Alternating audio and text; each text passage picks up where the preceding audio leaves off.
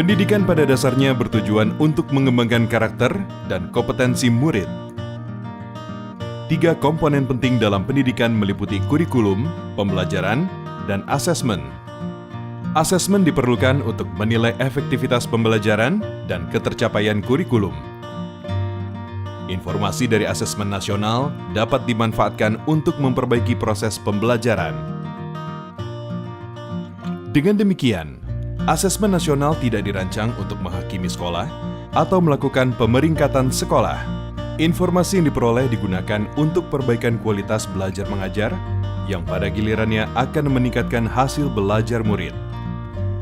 Asesmen nasional dilaksanakan dengan menggunakan 3 instrumen, yaitu Asesmen Kompetensi Minimum atau AKM, Literasi, Numerasi, Survei Karakter, dan Survei Lingkungan Belajar. Komponen asesmen kompetensi minimum terdiri dari literasi membaca dan numerasi. Literasi membaca adalah kemampuan untuk memahami, menggunakan, mengevaluasi, merefleksikan berbagai jenis teks untuk menyelesaikan masalah dan mengembangkan kapasitas individu sebagai warga Indonesia dan warga dunia agar dapat berkontribusi secara produktif di masyarakat.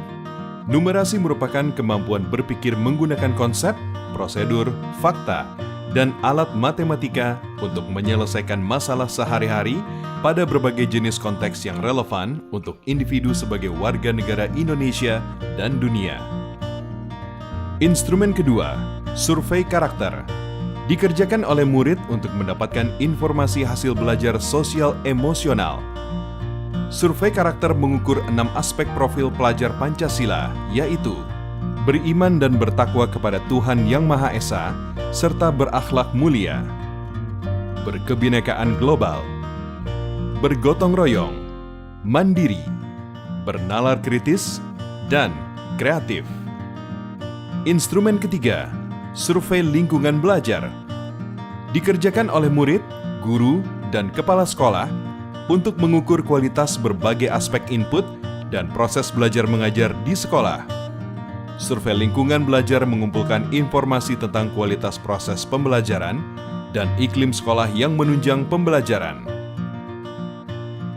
Asesmen nasional dilaksanakan kepada murid, guru, dan kepala sekolah di setiap satuan pendidikan.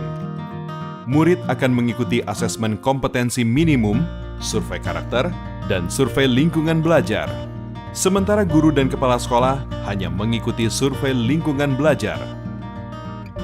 Responden murid akan dipilih secara acak dengan jumlah maksimal 30 murid SD atau MI, 45 murid SMP atau MTS, dan 45 murid SMA, SMK atau MA.